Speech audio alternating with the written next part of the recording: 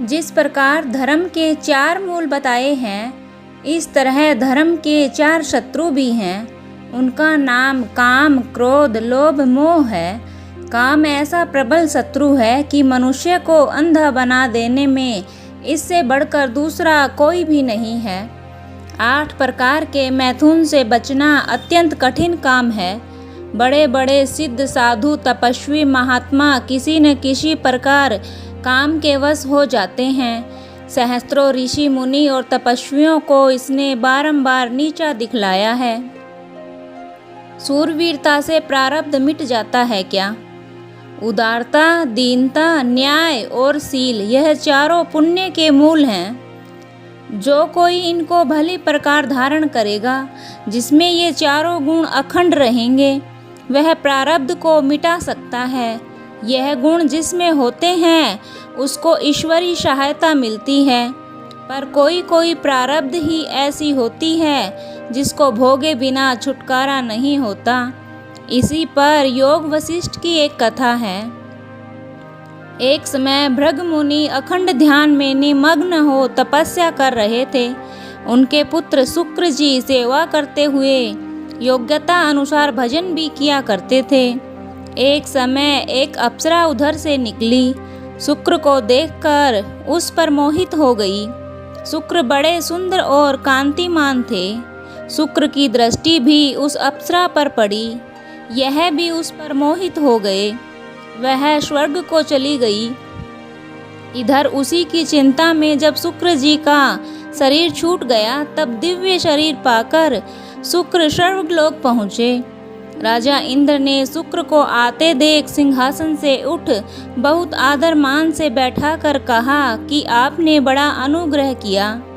आप कुछ काल तक यहीं निवास कीजिए। शुक्र वहीं रहने लगे। एक दिन नंदनवन में भ्रमण करते करते वहीं अप्सरा पर दृष्टि पड़ी। अप्सरा ने भी उन्हें देखा। अब क्या था, दोनों ओर से प्रेम की ऐसी उमंग उभरी कि दोनों एक क्षण भी अलग न रह सके। लज्जावश हो शुक्र जी ने तपोबल से कोहरे को उत्पन्न किया। चारों दिशा में अंधेरा छा गया। शुक्र और अप्सरा दोनों ने काम विलास करना आरंभ किया। स्वर्गीय आयु क्षीण होने पर दोनों स्वर्ग से गिरकर पृथ्वी पर जन्म धारण किया। शुक्र ने तो एक ब्राह्मण के घर और अप्सरा ने एक राजा के घर जन्म लिया। समय पाकर राजकन्या ने पूर्व के पति के लिए शिव की आराधना आरंभ की। कुछ काल बीते पीछे राजकुमारी का स्वयंवर रचा गया। अनेक देशों के राजकुमार आए। उसके साथ ब्राह्मण भी अपने पुत्र सहित वहां आया। राजकुमारी ने ब्राह्मण कुमार को माला पहनाई। वह राजमहल में ही रहने लगे। राजा को इसी पुत्री के सिवा दूसरी संतान न होने के कारण वही ब्राह्मण कुमार राज्य अधिकारी हो बहुत काल तक राज्य कर मृत्यु को प्राप्त हुआ। फिर मछुआ और हिरण हुआ। अंत में फिर एक ब्राह्मण के घर जन्मा। अब की बार पहले पुण्य के प्रताप से उसे संसार से वैराग्य हुआ। सबसे विरक्त हो गंगा तट बैठे ध्यान में निमग्न हुआ। इधर समय पाकर जब भृगु मुनि का ध्यान खुला, तब तक शुक्र के 5 जन्म हो चुके थे।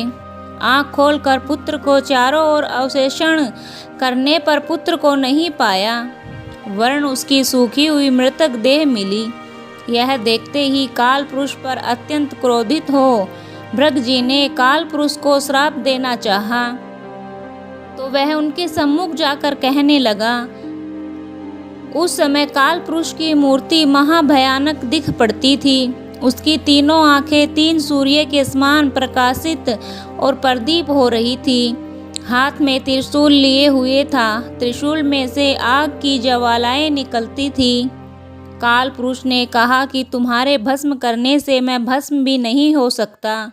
जो जैसा कर्म करता है मैं उसको वैसा ही फल देता हूँ। तुम्हारे पुत्र ने स्वयं अपने कर्म अनुसार फल पाया है।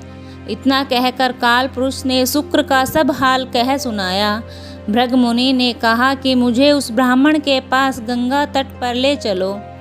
फिर दोनों योग बल से शीघ्र ही तपस्वी ब्राह्मण के पास पहुंच गए। वहाँ से उसको साथ लेकर भृग जी के आश्रम पहुँचे।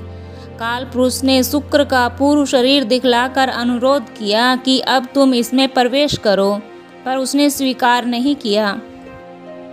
कालपुरुष ने बहुत समझाया कि इसी शरीर से तुम्हें दैत्यों की गुरुवाई करनी है। उधर भृग जी ने जल डालकर तपोबल से मृतक शरीर को हष्ट पुष्ट बनाया। ब्राह्मण ने उसमें प्रवेश किया। इस शरीर से शुक्र दैत्यों के गुरु बने। इस कथा का आशय यह है कि प्रारब्ध कितना प्रबल है। देखो, कितने जन्म धारण करने पर भी भावी को भोगने के लिए उसी पूर्व शरीर में आना पड़ा।